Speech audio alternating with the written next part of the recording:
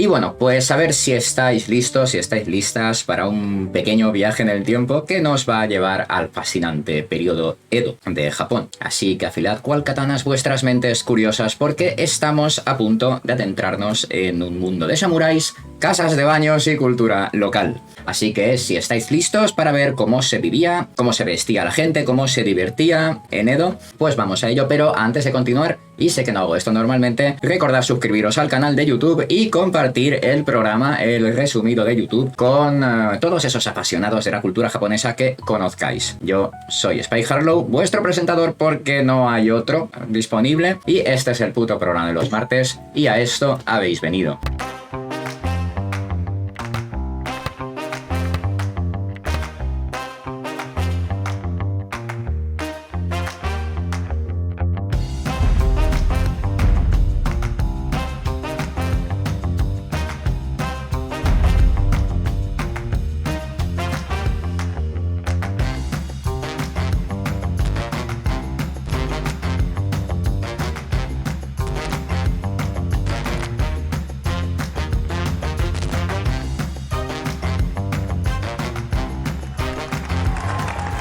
Bueno, muy buenas noches. Lo primero de todo, toca el periodo Edo, ya tocaba un martes histórico, ya había ganas. ¿Qué pasa, señor Nefertito? Buenas noches, Spike. Buenas noches a todos y feliz puto martes. Feliz puto martes, Nefertito. Bien, que te veo y tienes un atuendo muy Edo, ¿verdad? No, realmente Edo, luego lo explicaré. No, ya lo sé, ya sé que no. Para que se haga más llevadero, más ameno, lo he dividido en varios bloques con pequeñas preguntas o apartados, pues para que a mí me sea más fácil hacerlo y también que sea más fácil de entender, creo yo. Pues el primer bloque grande es el de política, el aspecto cómo estaba esto organizado políticamente, qué sistema político había y quién ostentaba el poder. Y es que el Japón de la era Edo se regía por un sistema feudal bajo el mandato del shogunato Tokugawa y fue el último periodo de gobierno tradicional japonés y del sistema político-social establecido por la clase, samurái. Aunque aquí veáis al emperador, en la práctica estaría el shogun, un dictador militar que gobernaba el país, que ha designado por el emperador. Vamos al mismo barbero, también tengo que decir. Hostia. El shogunato fue un sistema establecido por Ieyasu Tokugawa, que tras la victoria en la batalla de Sekigahara contra las fuerzas de Hideyoshi Toyotomi fue nombrado shogun por el emperador en 1603. Y como decía antes de lo del emperador, aunque el emperador era considerado una especie de figura prácticamente divina, en la práctica ostentaba poco poder político real, siendo más una especie de líder simbólico, ya que el verdadero poder en la práctica recaía sobre la figura del shogun, que gobernaba desde Edo, que era el epicentro del poder y de pues, todo lo que partía la pana allí. Entonces la siguiente pregunta que no saldría sería: ¿solo mandaba el shogun o delegaba en alguien? ¿En quién delegaba? El shogun implementó un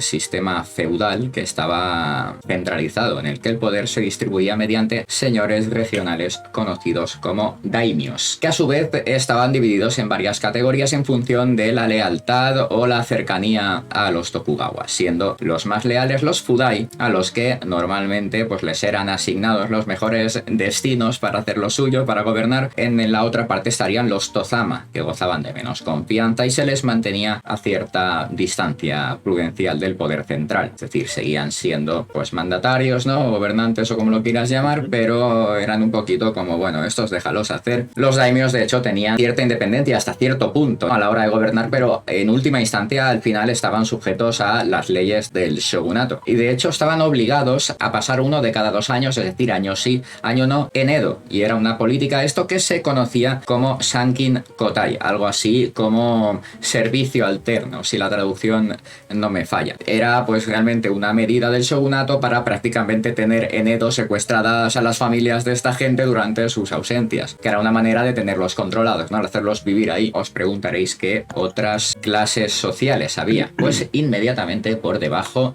de los daimyo estaban los samurái, que eran la clase guerrera, que servían como aparato militar y administrativo para el shogunato y los daimios.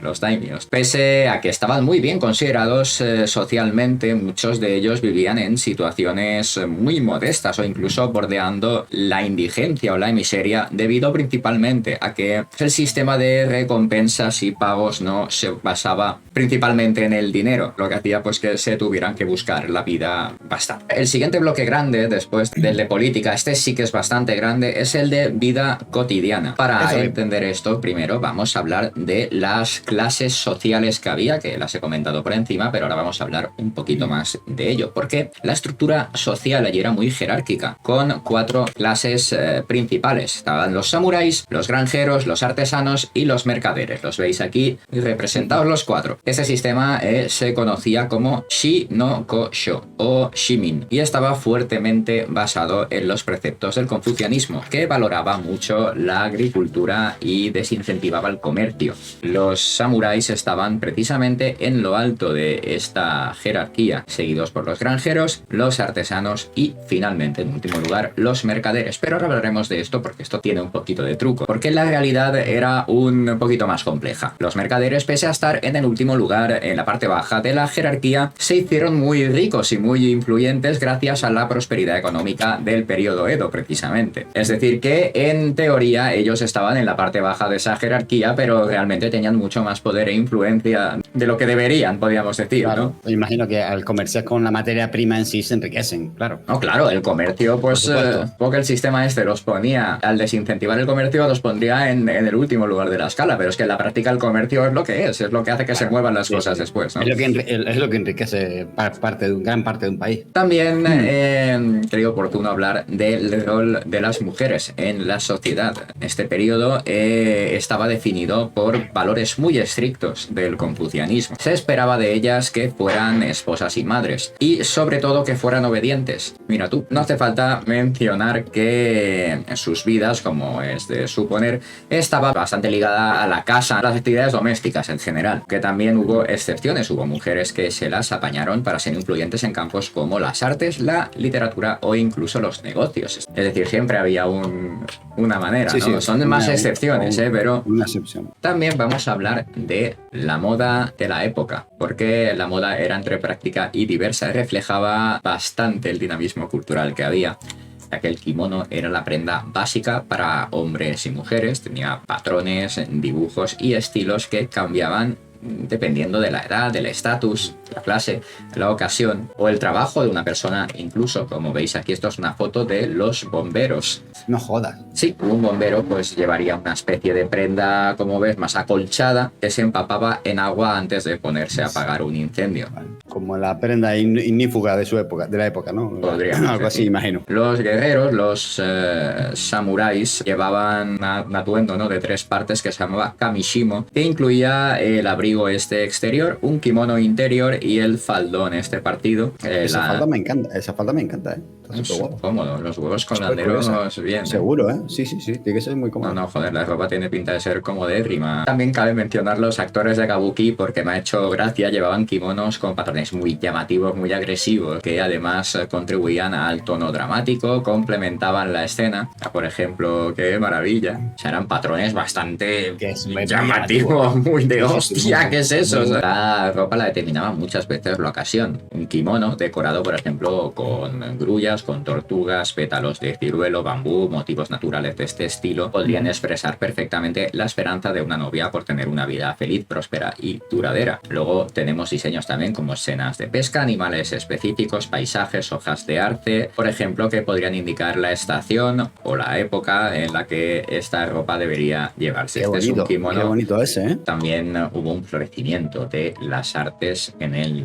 periodo Edo. Fue testigo del nacimiento del ukiyo-e, este tipo de grabados sobre madera que representaban pues no solo escenas de la vida diaria o paisajes, representaban también personas, por ejemplo, actores de kabuki. Vamos a ver las fotos de famosos de la época. Hubo también un florecimiento, un boom de la cultura gastronómica, debido pues también a veces a influencias extranjeras y muchas veces pues a simples innovaciones o pequeños descubrimientos de allí. El sushi, el tempura y el soba se volvieron extremadamente populares durante esta época. También a partir del espíritu del wabi sabi, que es la apreciación por la simplicidad y la trascendencia de las cosas, la ceremonia del té llegó a ser muy practicada también. Bueno, pues vamos a hablar de la enseñanza y la educación. Y bueno, pues os digo lo que he podido encontrar por ahí. A pesar de la pesada y rígida jerarquía social, estaba muy extendida la noción del valor de la educación, llevando esto al desarrollo de muchas instituciones dedicadas a la educación y una tasa de alfabetización que superaba por mucho a otras partes del mundo en el mismo periodo. Es decir, que ahí, que más que menos, tenía cierta educación. La forma más común de educación para la gente llana, veis aquí en la foto, eran las terakoya, eran como escuelas templo, escuelas regentadas por templos budistas o educadores privados y que ofrecían educación básica en los campos de la lectura, la escritura y la aritmética. Era una enseñanza práctica para la vida, centrada en habilidades necesarias para sobrevivir, para trabajar, para la vida diaria. Se estima que más de la mitad de la población masculina y una parte significativa de la población femenina de la época tuvieron algún tipo de enseñanza escolar. Es decir, aunque fuera una enseñanza muy básica, muy práctica, pues por lo menos se procuró que fuera accesible. Sin embargo, para la clase samurái la cosa era un pelín distinta. La educación era algo más formal, estricta y rigurosa. Se esperaba, como había dicho antes, que no solo fueran guerreros habilidosos, sino un samurái tenía que ser un hombre culto y leído. Eso es lo que se esperaba de ellos, pues se les educaba en un montón de materias, desde estrategia militar hasta artes marciales o filosofía o literatura. Formaban parte los clásicos del confucianismo, que enfatizaban cosas como la lealtad o la compasión filial. Como hemos dicho antes, también algunos samuráis practicaban algún arte, como la caligrafía, hacían la ceremonia del té, escribían poesía, se dedicaban a la literatura, abrazando un ideal conocido como Unbu Ryodo, o la sinergia entre la pluma y la espada, entre el sabio y el guerrero. Se podían decapitar, pero con mucha educación, efectivamente. Cabe destacar también otro tipo de escuela, los hanko, escuelas establecidas por los daimios para educar específicamente a los hijos de los samuráis en las artes marciales y demás materias académicas pues, que estudiaban los samuráis. Algunas escuelas de estas permitían incluso que las clases comunes y bajas asistieran. Una muestra, digamos, de los cambios sociales en torno al acceso a la educación. También es importante mencionar, aunque sea de pasada, el auge del Rangaku, estudios neerlandeses u holandeses. Con la política aislacionista de Japón en la época, los holandeses eran de las poquísimas ventanas de las que disponía la sociedad japonesa para mirar al mundo occidental. Los sabios y maestros estudiaban los textos neerlandeses para aprender sobre la medicina, la ciencia y la tecnología occidentales. Aquí en esta foto veis a China, Japón y Occidente en general. Es un señor con peluca rizada muy majo. ¿Cómo era vivir en la ciudad de Edo? La era Edo fue testigo del florecimiento de bulliciosos centros urbanos, con Edo, lo que hoy en día es Tokio, coronándose como una de las ciudades más grandes del mundo. La vida urbana durante esa época era vibrante, muy dinámica y caracterizada por una floreciente economía, una activa escena cultural y un sofisticado sistema de infraestructuras. Era la base del shogunato de los Tokugawa y era el epicentro del poder político y también, pues claro, de toda la actividad cultural. Todo se vería influenciado. Era una ciudad muy bien planificada al detalle, con el castillo del shogun en el centro y las residencias de los daimyo rodeándolos. Vamos, haciendo pues eran como anillos, ¿no? Más alejados, ¿no? Más lejitos estaban los distritos de los samuráis, los mercaderes, los artesanos y demás. Y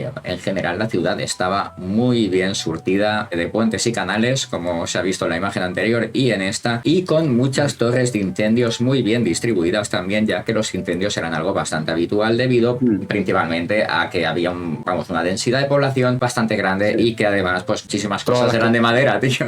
Era casi todo de madera. La vida en la ciudad, en Edo, era muy diversa. La ciudad alojaba, servía de hogar a una clase mercante, como hemos dicho, cada vez más rica, más poderosa, más influyente, con comercios que podían ir desde pequeños puestos callejeros hasta auténticos grandes almacenes donde se comerciaba con todo tipo de mercancía. También había establecimientos como tabernas, teatros, casas de té, restaurantes, casas de baños, casas de otras cosas que no eran baños. Decir también que la ciudad era el epicentro del ukiyo o mundo flotante, como creo que se traduce, una cultura caracterizada por la búsqueda del el placer con actividades como el teatro kabuki, las visitas a los barrios rojos como el que veis aquí, o la asistencia a espectáculos como, por ejemplo, combates de sumo. Coño, que el entretenimiento, la diversión es una parte... Es cultura en general. Bueno, pues tanto la infraestructura como la planificación urbana, como hemos comentado, estaban muy avanzadas para su época, ya que el shogunato implementó códigos muy estrictos y normas muy bien definidas para la construcción y la planificación urbana, para planificar distritos, prevenir incendios y mantener un orden general.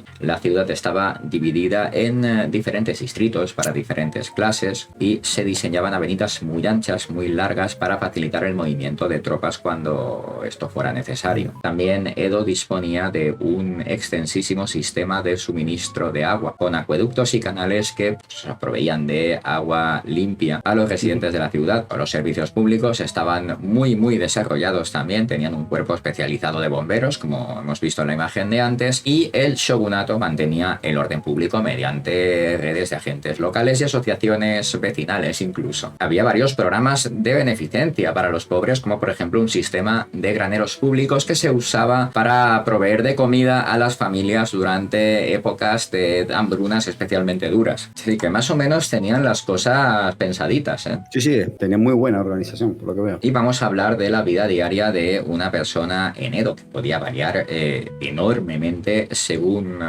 pues a qué se dedicara, clase social, la zona donde viviera, ya que no era lo mismo vivir en el núcleo poblado que en el campo, en las afueras. A pesar de estas diferencias, había puntos en común en la vida diaria de cualquiera. Para los samuráis, por ejemplo, la vida diaria era un equilibrio entre sus deberes como guerreros o administradores, como hemos dicho, y sus inquietudes o inclinaciones culturales. Se esperaba siempre de ellos que fueran habilidosos en las artes marciales, pero que llevaran también a cabo actividades más enriquecedoras espiritualmente, como pues, más propias de eruditos o de sabios, como la lectura, la escritura, la caligrafía, el estudio de los clásicos del confucianismo.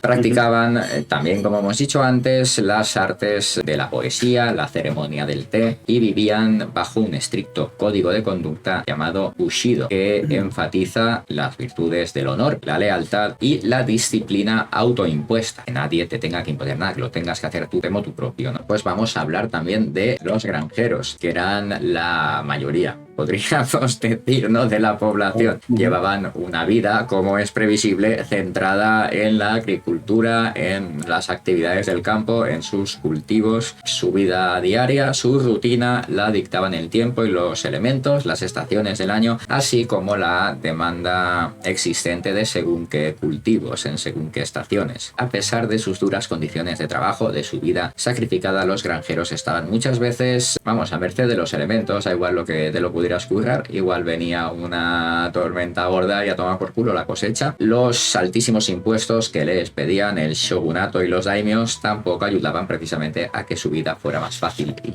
llevadera. Son los que producen la gasolina con la que funcionan todos, pero luego, sí, por supuesto. Luego al final son los peor tratados. Por otra parte, los artesanos, los mercaderes, que normalmente habitaban en áreas más urbanas y pobladas, llevaban un tipo de vida bastante diferente. Los artesanos, ya fueran herreros, carpinteros, tejedores, se pasaban el día fabricando o preparando sus mercancías. Los mercaderes regentaban una grandísima variedad de negocios, como ya hemos visto, y como hemos mencionado, a pesar de estar en la teoría en el fondo de la escala social, lo cierto es que vivían vidas bastante prósperas y bastante acomodadas. También era una ciudad en la que las calles estaban llenas de actividad, eran muy bulliciosas, y los mercados eran bulliciosos, ruidosos, muy llenos de gente, y los distritos de placer y de entretenimiento pues tampoco les faltaba vidilla. Las actividades más comunes para pasar el rato, para divertirse, para evadirse, eran beber y comer en compañía, ver obras de teatro kabuki o simplemente por puro placer pasear junto al río para apreciar la belleza de los cerezos en flor. Y hablando de comer y beber, la comida era una parte muy importante, como en casi todas las culturas de la vida diaria en la era Edo, y y, como ya hemos dicho, fue testigo del nacimiento y desarrollo de muchos platos que hoy identificamos con la gastronomía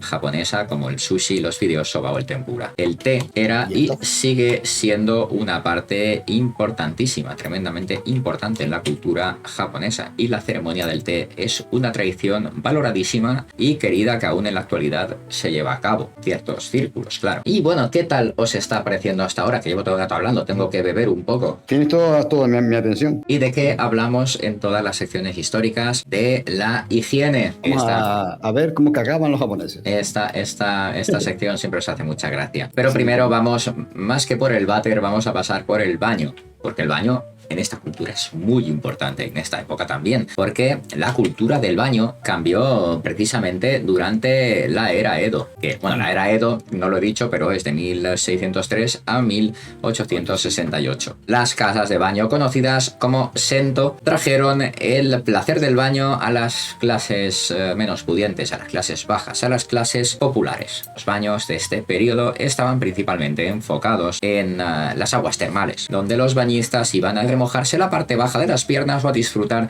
de cualquier tipo de baño parcial. Solo las clases más altas, la élite, tenía el lujo de disfrutar de un baño propio. Este periodo también trajo el suefuro, el primer baño en el que el bañista podía sumergirse hasta los hombros. Estos baños eran básicamente grandes vasijas que se calentaban con leña y que incluyen diseños tan característicos como el goemon-buro o baño de caldero y el teppo-buro o baño de tubo. Porque que, por ejemplo, los hombres y las mujeres compartieran el baño era algo bastante normal en esa época, porque las casas de baño eran consideradas algo social y normal en la época. En algunos periodos, de hecho, de la historia japonesa, como los edictos de Kansei en 1790 y las reformas de Tenpo en 1830, se prohibió brevemente el baño mixto por supuestamente atentar contra la decencia y la moral pública, pero en general esta práctica continuó hasta la restauración Meiji en 1868, es decir, que los baños en general han sido mixtos. Cuando el comodoro Matthew Perry y sus famosos barcos negros visitaron Japón entre 1853 y 1854, mencionó en sus escritos su incredulidad, su estupefacción al ver que los japoneses usaban baños mixtos sin mayor problema, mencionando además cómo difería esto en temas de pudor de su cultura natal. Es una cosa social y ya está. Sé que lo estabais esperando esto. Yo lo estaba deseando. En cuanto al tema de descomer, en la era Edo había baños públicos que no distan mucho de algunos que todavía se pueden ver en algunos lugares de Asia. Básicamente un agujero de estos, aunque ahora son de porcelana, sobre el cual la persona se pone de cuclillas y bueno, pues suelta el lastre. Pues según todos los indicios, la sociedad japonesa del periodo Edo era una sociedad notablemente ordenada y limpia, y al leer descripciones contemporáneas de viajeros occidentales observa que a menudo quedan muy impresionados con los baños japoneses, especialmente los de residencias privadas y los de las posadas de cierto nivel. Y aquí está la descripción que hizo este señor, visitante alemán del siglo XVII llamado Engelbert Kempfer, de un baño de una posada japonesa. La terraza que da al jardín lleva al visitante a la habitación más pequeña de la casa y al baño. La habitación más pequeña está al lado de la parte trasera de la casa y está construida de tal manera que se entra pasando por dos puertas y dando como dos vueltas. En la entrada se encuentra un par de zapatillas de junco o paja nuevas para aquellos que tienen aversión a pisar con los pies descalzos el suelo, que sin embargo está limpio y cubierto de esteras. La gente hace sus necesidades agachándose sobre una estrecha abertura en el suelo. La maceta de abajo se coloca allí desde fuera y se llena con paja ligera, donde la suciedad desaparece inmediatamente. Si hay una visita importante, el tablero frente al cual uno se agacha sobre esta abertura, así como los tiradores de las puertas o cualquier lugar donde se toque la puerta, siempre se cubren con un trozo de papel blanco nuevo. Cerca de esta sala hay un recipiente con agua para lavarse las manos, después de haber hecho las necesidades. Generalmente consiste en una roca larga, áspera y vertical, cuya parte superior ha sido cuidadosamente tallada en forma de cuenco de agua y está provista de un cucharón de bambú nuevo. El agua se cubre con una pequeña tabla de madera, de pino o ciprés, y esta siempre tiene un mango nuevo hecho con una vara de bambú recién insertada, porque este tipo de madera siempre está limpia y lacada de forma natural.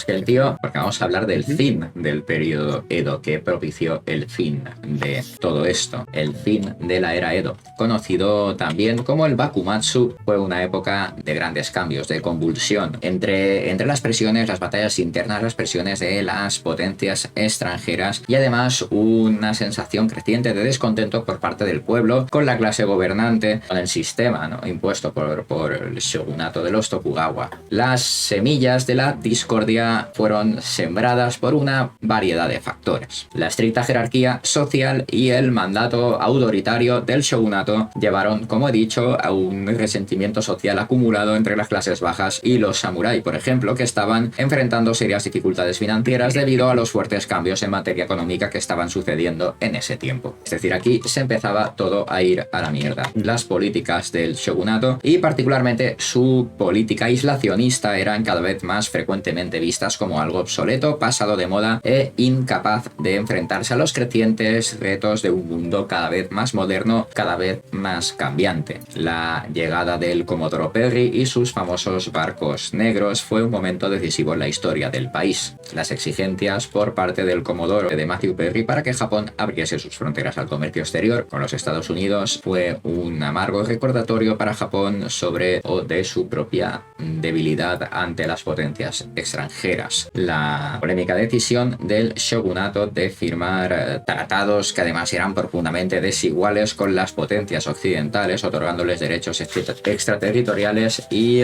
bajísimas tarifas e impuestos, fue repudiada socialmente, encontrándose con una gran oposición, minando en la práctica la autoridad percibida del shogunato. Pues estas tensiones fueron en aumento, fueron en acumulación, hasta que culminaron en una serie de guerras civiles, podríamos decir, siendo la más notable la guerra Boshin de 1868 a 1869. El conflicto enfrentó a las fuerzas del shogunato contra aquellos que querían restaurar el poder del emperador. Las fuerzas imperiales, respaldadas por grandes y poderosos dominios como Satsuma y Choshu, y que llevaban como una especie de lema, como una especie de eslogan, el Sono Joy, que se podía traducir como algo así como reverenciar al emperador, expulsar a los bárbaros, a los extranjeros, se entiende, fueron finalmente quienes se hicieron con la victoria. La derrota del shogunato de los Tokugawa marcó el fin de la era Edo y el principio de la era Meiji, que se conoció como la restauración Meiji,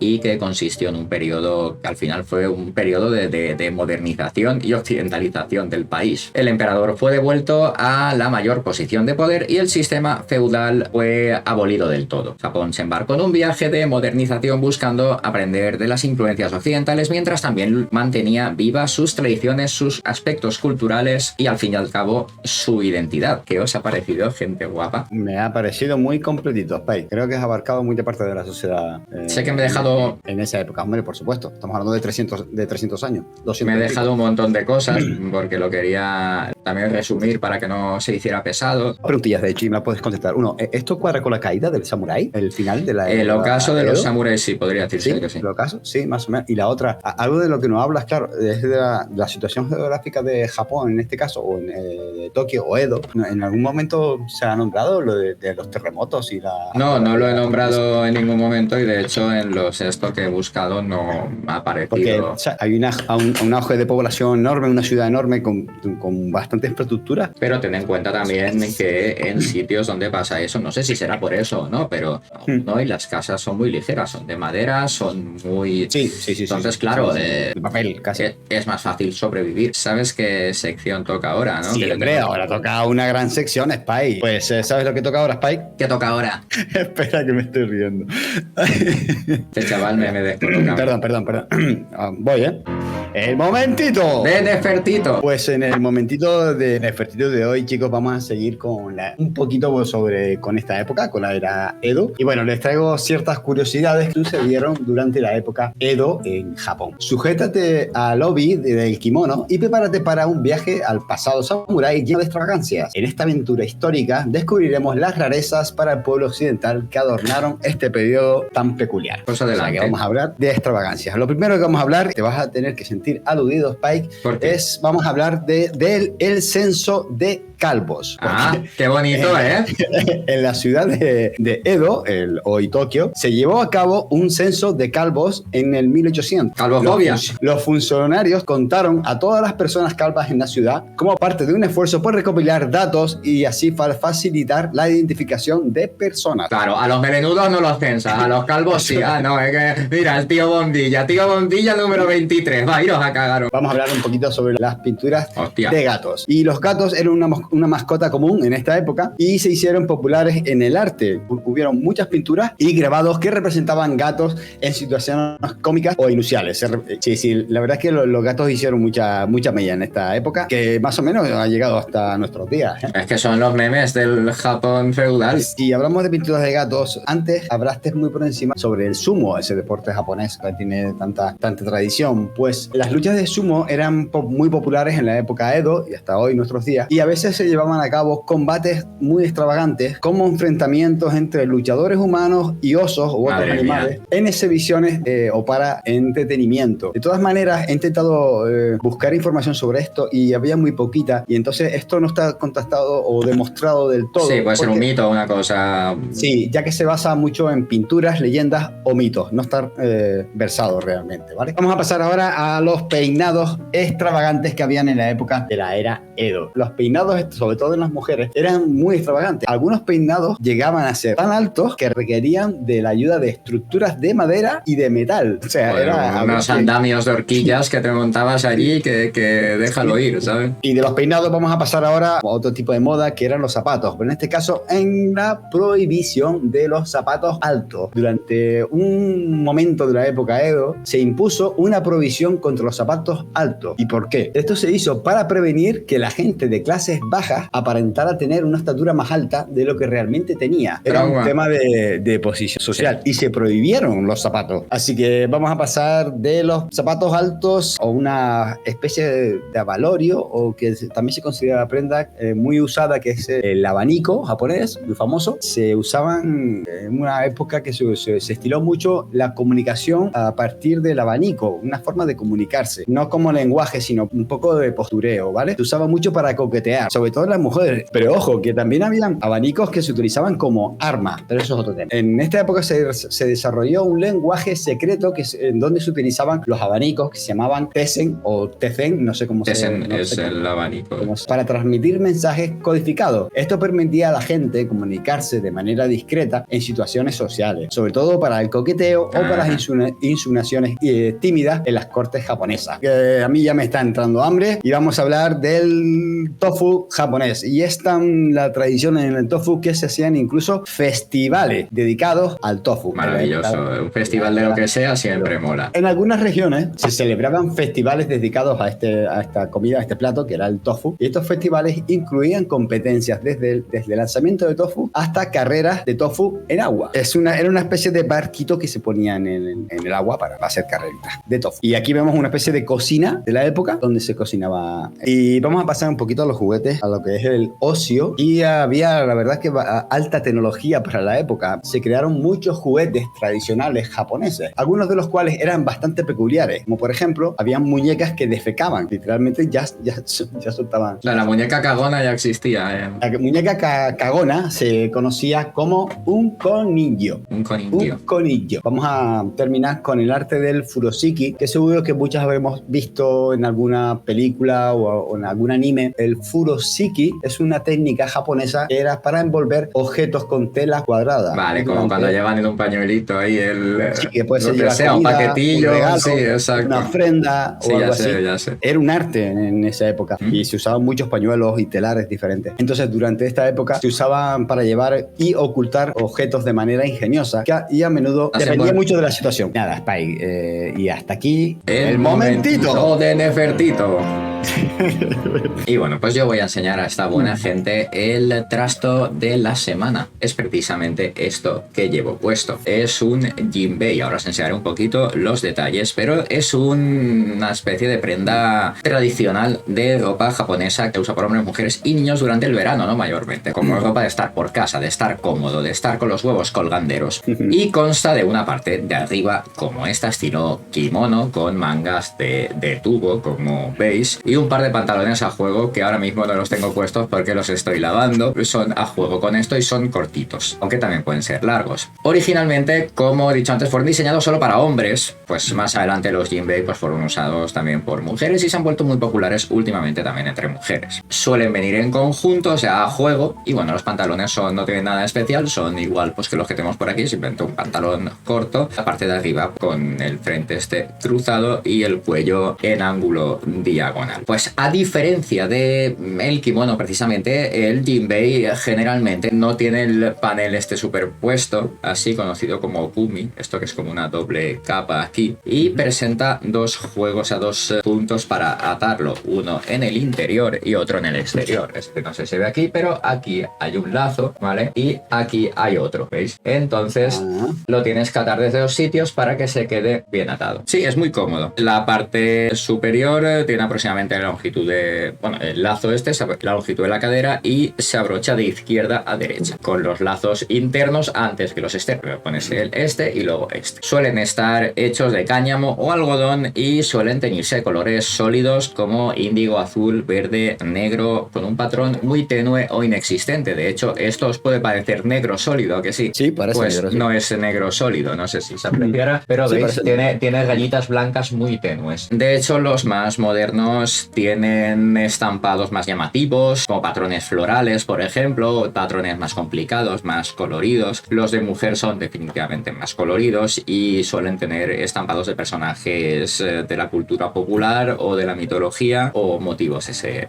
ese estilo. Las costuras, como veis, también son muy sueltas, ¿vale? Esto es para que ventile bien durante los climas cálidos y tiene cierta distancia para que haga un pequeño espacio entre las piezas de tela. Generalmente se usa como ropa para dormir, para estar por casa, para estar cómodo. Se considera una prenda muy informal. Normalmente solo se usaría fuera de casa, pues en caso de que tengas que hacer un recadito a una distancia muy corta, como ir ahí a la esquina a comprar alguna cosa, o recoger el correo, ¿no? Salir a por el correo, pues eso, ir a comprar a la tienda al lado. Pueden usarse como sustituto del yukata durante los meses de verano, especialmente durante los festivales. Una curiosidad, el tiburón ballena también es conocido como Jinbei Same, como tiburón Jinbei en japonés, debido a que sus patrones de piel se asemejan a los patrones estos tenues que se ven en los Jinbei, como el que os he enseñado, las rayitas. Vale, pues vamos con la siguiente sección, que es el Trospito que nos trae Miriam, y en esta ocasión es de expresiones y frases utilizadas en la época Edo. Nos hablará un poco pues de la frase y de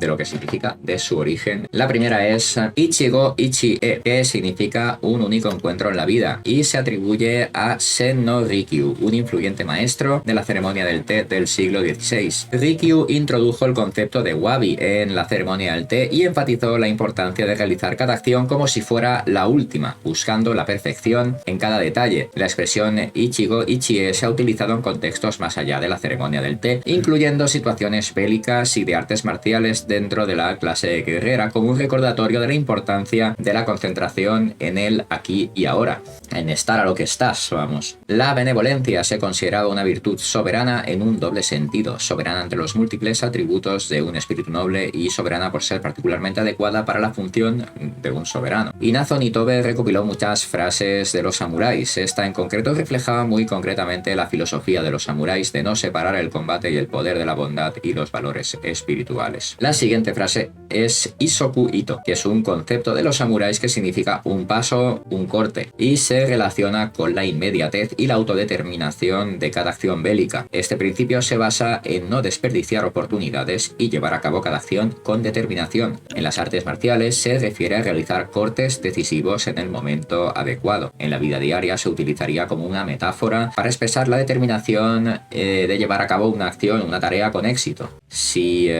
os adentráis en el camino inexplorado, al final aparecerán infinitos secretos. Esto es la cita. Bushido. Esta frase incita a no temer lo desconocido o lo nuevo o lo innovador, ya que en lo desconocido encontramos nuevas lecciones y aprendizajes. En relación a los samuráis, siempre querían mejorar y usaban la espiritualidad como pues, camino hacia sus logros. Tama no Koshi ni Noru. Tama no Koshi ni Noru es una expresión japonesa que se originó en la época de Iemitsu Tokugawa, desde 1604 hasta 1651. Un shogun conocido por su gobierno represivo y sus romances amantes homosexuales con samuráis. La expresión proviene de su concubina Keisho-in, quien a pesar de su origen humilde ascendió socialmente y apoyó la construcción de templos budistas en Edo y un santuario sintoísta en Kioto. Esta dama le dio varios hijos, siendo uno de ellos el futuro quinto shogun del periodo Edo, Tsunayoshi Tokugawa. La expresión se popularizó especialmente entre mujeres para referirse a casarse con un buen partido, en el sentido económico. Sepa Tsumaru. Los sepa son piezas ovales, a menudo de cobre, que se utilizan para fijar la montura del Nihonto. Estas piezas se colocan entre el tsuba y el habaki en la parte superior y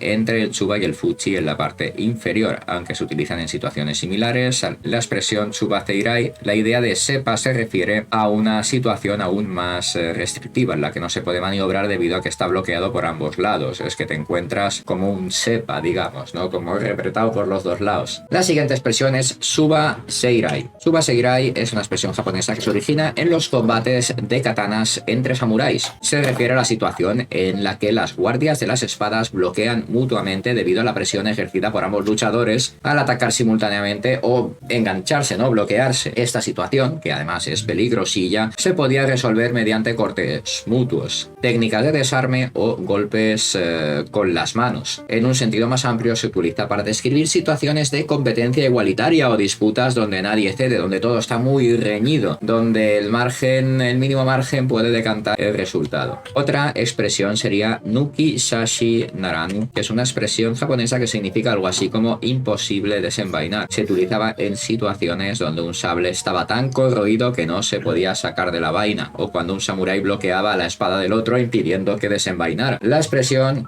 se aplica a situaciones estancadas que necesitan desbloquearse, necesitan solucionarse, o se usaba en contextos muy variados, incluyendo contextos personales. A la siguiente y última expresión del Trospitalk es Moto no Saya ni Osamaru. Es algo así como el sable ha vuelto a su vaina original. Se relaciona con la importancia de la vaina, la saya única e intransferible de una katana. Cuando la hoja y la vaina se vuelven a unir, es un símbolo de armonía. Esto se ha comparado con las relaciones donde la hoja representa lo masculino y la vaina lo femenino. La expresión se utiliza para describir situaciones en las que todo vuelve a su cauce, todo vuelve a la normalidad después de un periodo convulso, como decir que todo ha terminado bien, bien está, lo que bien acaba, las aguas han vuelto a su cauce. Bueno, pues vamos con las tres historias tróspidas de hoy, esas noticias que son de verdad, aunque parecen del mundo today. Y vamos con la primera noticia. Wherever I May Roam, un perro se escabulle de su hogar y disfruta de un concierto de Metallica. Oh yeah. Un perro de Los Ángeles demostró ser el Master of Puppies después de colarse en uno de los conciertos del legendario grupo Metallica. La banda publicó en Facebook algo sobre el invitado sorpresa en su show del 25 de agosto en Los Ángeles. Por cierto, esta noticia es del 3 de septiembre, es decir, fresquita, y es de CNN en español, que no lo había dicho. Y bueno, la publicación decía algo así como el propio grupo publicaba: quizás hayas oído que un fan de cuatro patas se unió a nosotros para el concierto. Se lee en su publicación refiriéndose al concierto de su gira internacional en curso. A pesar de los informes que dicen lo contrario, nuestra amiga Storm se escapó de su casa adyacente al estadio y se dirigió al concierto de motu propio. Storm disfrutó muchísimo del espectáculo, con las entradas agotadas, ya vamos, se coló ahí a base de bien. Según Metallica, que publicó una foto del aventurero cachorro sentado ahí en el lugar. Después de una noche completita viendo el espectáculo con su familia de Metallica, Storm se reunió de manera segura con su familia real al día siguiente, escribió la propia banda. Se lo pasó genial escuchando sus temazos favoritos, incluidos Master of Puppies y The Mailman That Never Comes, cartero que nunca llega. Storm fue llevado a un refugio cercano después de ser encontrado en el concierto, según una publicación en Facebook de Animal Hope and Wellness Foundation. Su dueño vio el mensaje y la recogió al día siguiente,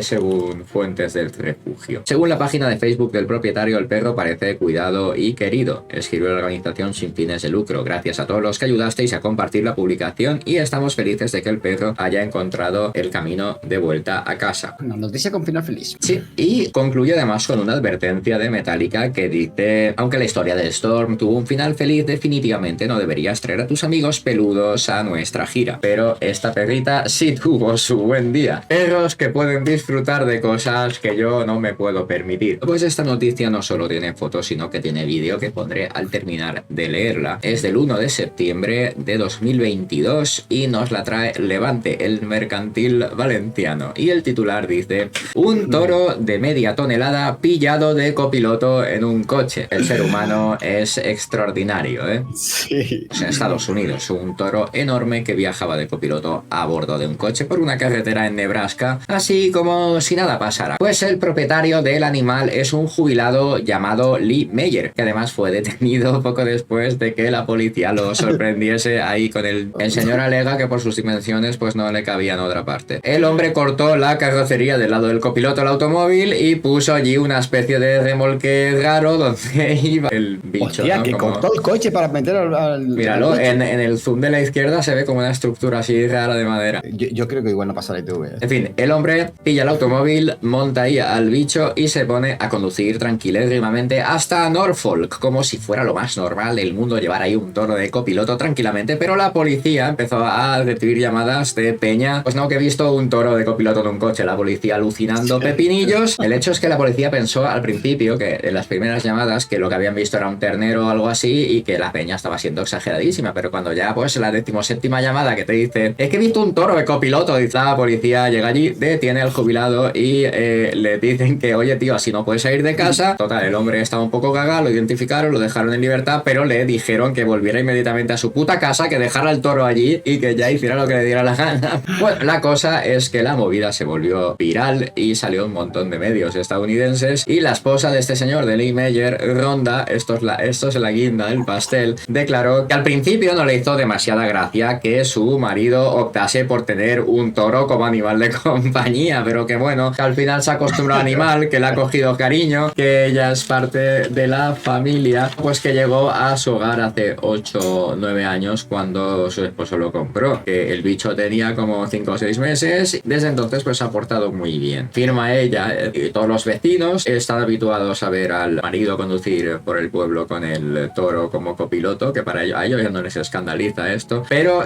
que en otros municipios de Norfolk pues alucina bastante fuerte. Además, el toro, según dice ella, exige un importante desembolso económico por parte de la familia y con la cantidad de dinero, dice ella, que se gastó en este maldito proyecto entre el coche y el toro, yo ya podría haber tenido mi cocina nueva. Es que, tío, no me jodas, hombre, pero... ¡Hostia! Desde atrás, tío.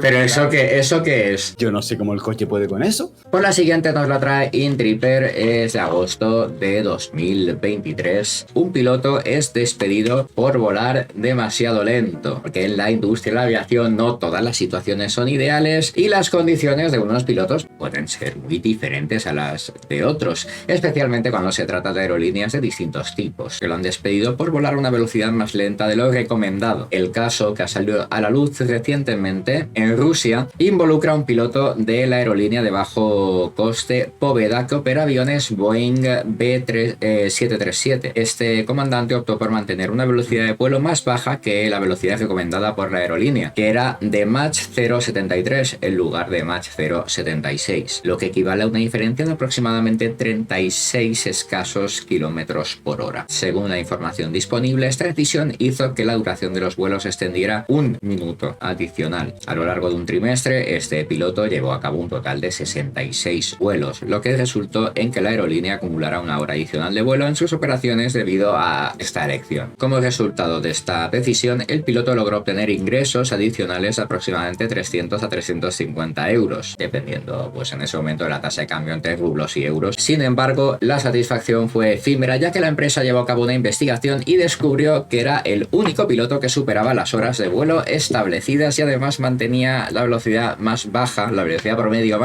más baja entre todos los pilotos de la aerolínea. Estos hallazgos, fruto de las pesquisas, condujeron a su despido de inmediato, ya que la empresa argumentó que su comportamiento iba en contra de la política empresarial y los valores que promueve la compañía. Además del supuesto deseo del piloto de aumentar sus ingresos, la decisión tomada también se basa en el hecho de que la compañía ha sufrido pérdidas superiores a los 6.000 euros debido a los retrasos retrasos ocasionados por sus acciones. Esto parece proporcionar una justificación adicional para su despido. A raíz de este incidente, otras aerolíneas están adoptando medidas similares para prevenir situaciones del estilo. Por ejemplo, S7 Airlines, otra aerolínea de bajo costo en Rusia, ha iniciado investigaciones sobre sus pilotos que mantengan una velocidad de crucero por debajo de Mach 0,73 durante más de 10 minutos sin justificaciones válidas. Se espera que Poveda también implemente algún tipo de control sobre la velocidad promedio de vuelo de sus pilotos en respuesta a los acontecimientos. Qué curiosidad, pero es que estamos hablando de 1 minuto por vuelo. Pero como han dicho para la compañía, cuando hace 60 de estos es 1 hora, ¿eh? Ojo. Al ser un vuelo, tío, esa exactitud de 1 minuto,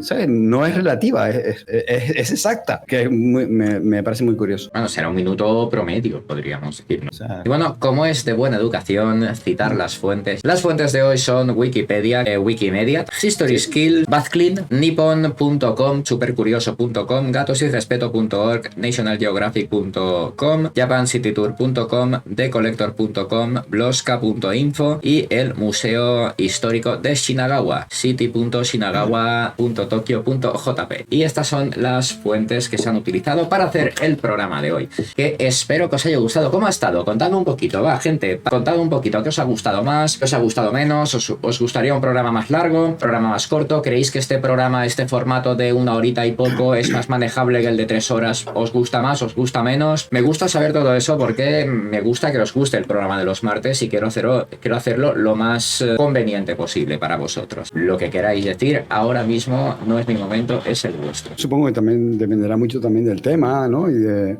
que se pueda alargar o no. Sí, yo la verdad es que también veo la duración de 2 horas más óptima que la de 3, en lo personal. Pero también al fin y al cabo depende mucho de vosotros. ¿Qué época, qué periodo histórico os gustaría ver aquí? Y bueno, gente preciosa, gente guapísima, se os quiere un montón. Muchísimas gracias por haber venido, por haberos pasado, por haberme obsequiado con vuestra presencia. Chaito, chaito. Se os quiere. Buenas noches a todos. Muy buenas noches. Se os quiere muchísimo a todos.